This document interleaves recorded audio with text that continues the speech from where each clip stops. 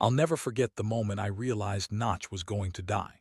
He was standing there, blood dripping from a gash above his eye, four young males circling him like sharks, and instead of running, instead of doing what every survival instinct in his 13-year-old body was screaming at him to do, he lowered his head and charged straight into the center of them. That's when I knew. This wasn't about survival anymore. This was about something else entirely. But I'm getting ahead of myself. Let me back up and tell you how we got here, because what happened to Notch, what I witnessed over those brutal 3 months in the Maasai Mara, it changed everything I thought I knew about lions, about power, about what it means to be a king. Before we dive into this story, do me a favor. Hit that subscribe button. I promise you, what you're about to hear is one of the most intense lion sagas ever documented. And if you're into wildlife stories that'll keep you on the edge of your seat, you're going to want to stick around for what's coming next on this channel. Trust me on this one. Now let me take you back to 2010. That's when I first heard about Notch. He wasn't alone then. He had 5 brothers, and together they were doing something that shouldn't have been possible. 6 male lions moving as one unit, taking over territory like a military operation. I remember the first time I saw footage of them. It was dawn, mist rising off the grass, and they were walking in a line across the savannah, their black manes catching the early light. They looked like something out of a myth. You have to understand what they accomplished. Most male lion coalitions, if they're lucky, might hold one pride for a year, maybe 2 before they're kicked out or killed. These 6 brothers, they took over 5 prides, 5. We're talking about controlling 40 square kilometers of the best hunting ground in the Mara, over 20 females, more than 30 cubs at any given time. They were an empire, and Notch, with that distinctive nick in his right ear, he was the emperor. I spent weeks out there watching them. The way they moved through their territory, the precision of it. 3 would stay with the prides while the other 3 patrolled the borders. They'd rotate. They'd communicate across miles with roars that made your rib cage vibrate. I watched Notch break up a fight between 2 females over a kill with just a look. He didn't even have to move. That's the kind of dominance we're talking about. But here's what nobody tells you about being king. It's not the getting there that breaks you. It's the holding on. By 2014, things were changing. Notch was 12 years old. That's ancient for a male lion. His muzzle was going gray. His teeth, worn down from years of crushing bone, weren't as sharp. He was still massive, still powerful, but you could see time was catching up. One of his brothers died from an infected wound. Another got caught alone by a buffalo herd and was gored so badly he just disappeared into the bush. Never saw him again. The coalition was down to 4, then 3. The territory they'd held for 5 years was becoming impossible to defend. I remember watching Notch and his remaining brothers sitting on a kopje, a rocky outcrop, scanning the horizon. They knew. Lions always know. That's when I started hearing the roars at night. Different roars. Younger, stronger, hungrier. 4 young males had moved into the area, and they were announcing their presence. They wanted what Notch had, all of it. The first confrontation happened near the Talek River in early 2015. I wasn't there when it went down, but I got there the next morning with a group of researchers. The ground was torn up like someone had taken a rake to it. Blood on the rocks. Tufts of black mane scattered in the dirt. The rangers told me they'd heard it from their camp 2 miles away, roaring so intense and continuous it sounded like thunder. Notch and his brothers had held them off, but just barely. And now the challengers knew something crucial. The old kings were vulnerable. Over the next month, I documented something I'd never seen before. The challengers weren't just trying to take territory. They were hunting Notch's coalition, systematically, strategically. They'd show up at water holes where they knew the older males would be. They'd roar near the prides, drawing them out. They were forcing confrontations, testing weaknesses. I watched through binoculars one afternoon as the 4 young males caught one of Notch's brothers alone near a dried-up riverbed. What happened next? I'm not going to describe in detail, but it took 15 minutes. When it was over, there were only 2 old warriors left. Notch and a male we called Rusty, his last remaining brother. The dynamic shifted overnight. The females started leaving. I know that sounds cold, but you have to understand lion society. Females follow power because power means protection for their cubs. They started moving toward the challengers. Some of them even watched from a distance as their old mates fought for survival. Nature doesn't care about loyalty. It cares about who's strong enough to keep you alive. By July, Notch and Rusty were holed up in thick bush near the Mara River. For 3 days, they barely moved. I set up camp nearby with 2 other wildlife photographers. We could see them through the branches, 2 huge males, scarred and graying, lying in the shadows, waiting. They knew the challengers were close. You could see it in the way they kept lifting their heads, testing the wind, listening. On the third night, none of us slept. The roaring started at midnight. The challengers had found them. If you're getting chills right now, if this story is hitting you the way it hit me, do me a solid and drop a like on this video. And I want to hear from you in the comments. Have you ever seen anything in nature that just stopped you in your tracks? Because what I'm about to tell you next, what happened when the sun came up, it's burned into my brain forever. Dawn broke cold and pink over the Mara. I was in the Land Rover with Sarah, a researcher who'd been studying these lions for 7 years. We could hear movement in the bush, breaking branches, low growls. Sarah grabbed my arm. "They're coming," she whispered. The 4 young males emerged from the tree line like they owned the world. And in that moment they basically did. They were in their prime 5, maybe 6 years old. Full dark manes, muscles rippling under their skin. They moved with this casual confidence, spreading out in a semicircle, cutting off escape routes. That's when Notch stepped out of the bush. I've seen a lot of lions in my life, hundreds, but I've never seen one look the way Notch looked in that moment. He was a mess. Thin. Scars crisscrossed his face and shoulders. His once magnificent black mane was patchy and gray. He limped slightly on his right front leg. He should have looked defeated.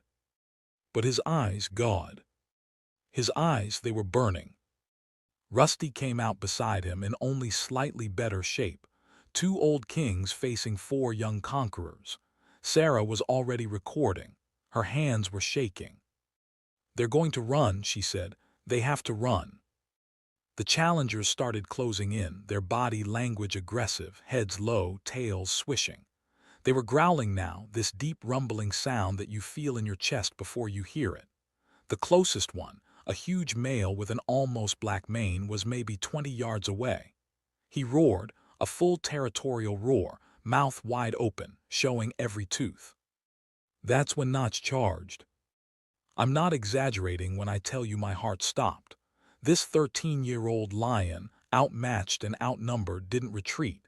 He exploded forward with a speed I didn't think he had left in him. Rusty charged a split second later, veering right. What happened next was chaos, pure, violent chaos.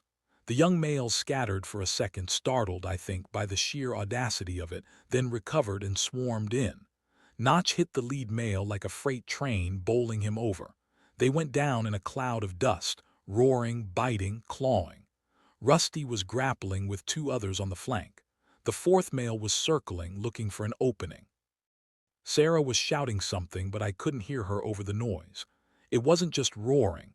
It was the sound of bodies colliding, of claws raking across flesh, of lions screaming. Yes, screaming. When lions really fight, when it's life or death, they make sounds I can't even describe. Notch had the lead male pinned for maybe 3 seconds, his jaws clamped on the younger lion's shoulder. Then the other 3 converged on him. I watched them tear into his sides, his back legs, blood everywhere. Rusty was getting destroyed. One male had him by the throat while another ripped at his hindquarters. This is it, I remember thinking. This is how it ends. But somehow, and I still don't know how, they broke free. Notch twisted away, limped backwards, and Rusty scrambled to his side. The 4 young males regrouped, but they didn't immediately pursue. They were bloodied too. One was limping badly. The lead male had a deep gash across his face. For maybe 10 seconds, the 6 lions just stood there, maybe 30 feet apart, panting, bleeding, staring at each other. The tension was so thick I couldn't breathe. Then Notch and Rusty turned and disappeared into the thick riverine forest. The challengers watched them go but didn't follow.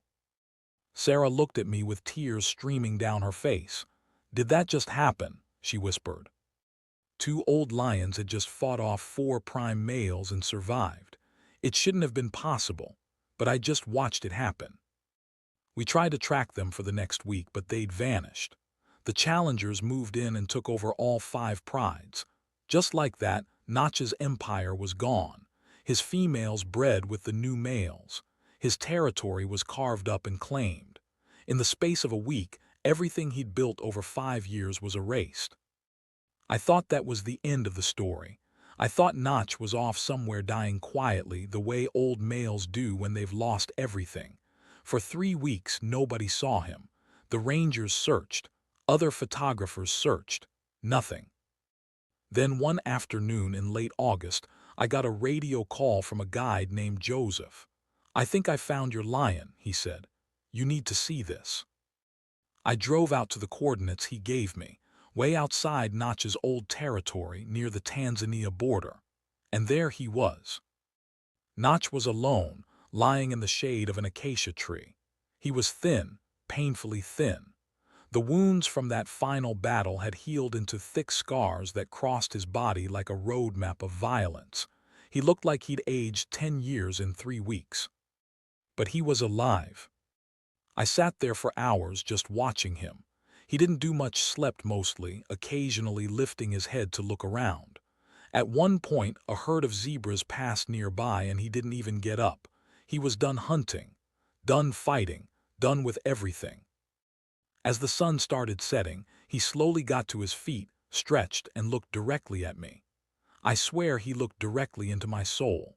Then he turned and walked into the bush, limping on that bad leg, his silhouette getting smaller and smaller until the darkness swallowed him completely.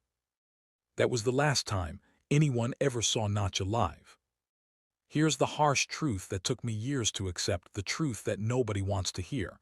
Notch didn't win. He lost everything. His kingdom, his brothers, his prides, his legacy, all of it gone. Those challengers are still there right now, ruling his old territory, raising cubs that aren't his. In the most literal, tangible way, Notch failed. But here's what kept me up at night, what made me drive back out to the Mara 6 months later to check on something. Some of Notch's cubs survived. Not all of them, the new males killed most. But because Notch fought that desperate, impossible battle, because he held those challengers off for just those crucial few weeks, some of his offspring made it. They were old enough, just barely old enough, that the new males didn't see them as threats to eliminate. I found one of them, a young male, maybe 18 months old, with a distinctive nick in his right ear, just like his father. That's when it hit me. That's when I understood what Notch's last stand was really about. It wasn't about winning. It was never about winning. At 13 years old, beaten down and broken, he knew he couldn't win. He knew that fight was going to be his last. But he bought time. He gave his bloodline a chance. You want to know what courage really looks like? It's not some young lion in his prime conquering territory. That's just strength. Courage is what Notch did, knowing you're going to lose, knowing you're going to die, and charging anyway because something matters more than your own survival. I think about Notch a lot, more than I probably should. I think about that moment when he could have run, when every instinct was telling him to flee, and he chose to fight instead. Not because he was stupid or didn't understand the odds, but because he understood something deeper. Being a king isn't about the crown. It's not about the territory or the power or how long you hold on to it. Every king eventually falls. Every empire eventually crumbles. That's not the tragedy. That's just nature. The real measure of a king is what he's willing to sacrifice when everything else is already lost. Notch sacrificed himself for cubs that would never know his name, for a bloodline that would continue without him, for a few more weeks that made all the difference. Somewhere in the Maasai Mara right now, there are young lions with Notch's genes, with that same fire in their eyes. They're getting stronger. They're learning to hunt. And one day, when they're ready, they'll challenge whatever kings are ruling then. The circle will continue.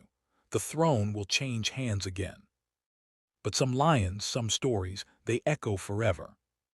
Before you go, I need to ask you something. If this story moved you, if you felt even a fraction of what I felt watching it unfold, leave a comment below. Tell me what you think about Notch.